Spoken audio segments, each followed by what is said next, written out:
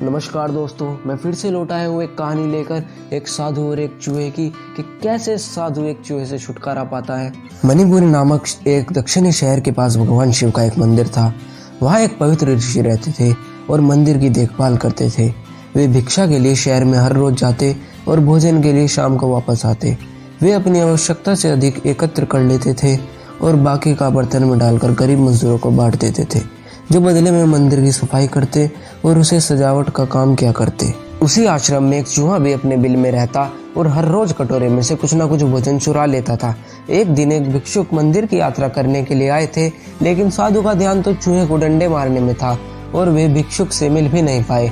इसे अपना अपमान समझकर भिक्षुक क्रोधित होकर बोले, आपके आश्रम में मैं फिर कभी नहीं आऊंगा, क्योंकि लगता है मुझसे बात करने के अलावा आपको अन्य कुछ काम ज्यादा महत्वपूर्ण लग रहा है। साधु विनम्रता पूर्वक चूहे से जुड़ी अपनी सभी परेशानियों के बारे में भिक्षुक को बताते हैं कि कैसे चूहे उनके पास भोजन किसी तरह से चुरा ही लेता है। यह चूहा किसी भी बिल्ली या बंदर को हरा सकता है। अगर बात मेरे कटोरे तक पहुंचने की हो तो मैंने हर कोशिश की है, लेकिन वो हर बार किसी न किसी तरीके से भोजन चुरा ही लेता है। भिक्षुक ने साधु की परेशानी को समझा और सलाह दी, चूहे में इतनी शक्ति, आत्मविश्वास और चंचलता के पीछे अवश्य ही कुछ न कुछ कारण होगा। मुझे यकीन है इसने बहुत सारा भोजन जमा कर रखा होगा और यही कारण है कि चूहे अपने आप को बड़ा महसूस करता है और इसी से ऊंचा कूदने की शक्ति मिलती है। चूहा जानता है कि उसके पास कुछ न कुछ खोने के लिए नहीं है, इसलिए वो डरता नहीं है। इस प्रकार साधु और भिक्षुक निष्कर्ष निकालते हैं कि अगर वे चूहे के बिल तक पहुंचने में सफल होते हैं तो वे चूहे के भोजन के भंडार तक पहुंच जाएंगे। उन्होंने फैसला किया कि अगली सुबह वे चूहे का पीछा करेंगे और उसके बिल तक पहुंच जाएंगे। अगली सुबह वे चूहे का पीछा करते हैं और उसके बिल के प्रवेश द्वार तक पहुंच जाते हैं। जब वो खुदाई शुरू करते हैं तो देखते हैं कि चूहे ने अनाज का विशाल भंडार बना रखा है।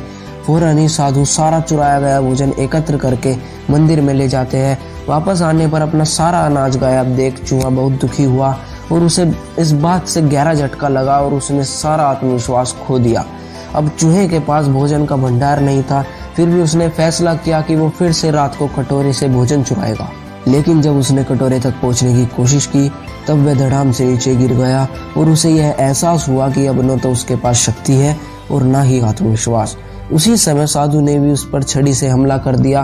किसी तरह चूहे ने अपनी जान बचाई और भागने में कामयाब रहा और फिर वो वापस मंदिर कभी नहीं आया। दोस्तों, यदि हमारे पास भी संसाधनों की कमी ना हो तो हम में भी अद्भुत शक्तियों और आत्मविश्वास की कमी कभी नहीं हो सकती। धन्यवाद दोस्तों। अगर आपको ये कहानी मेरी जुबानी पसंद आई हो तो वीडियो को लाइक करें, चैनल को सब्सक्राइब करें और किस तरीके की कहानी चाहिए आपको कमेंट में जरूर बताएं।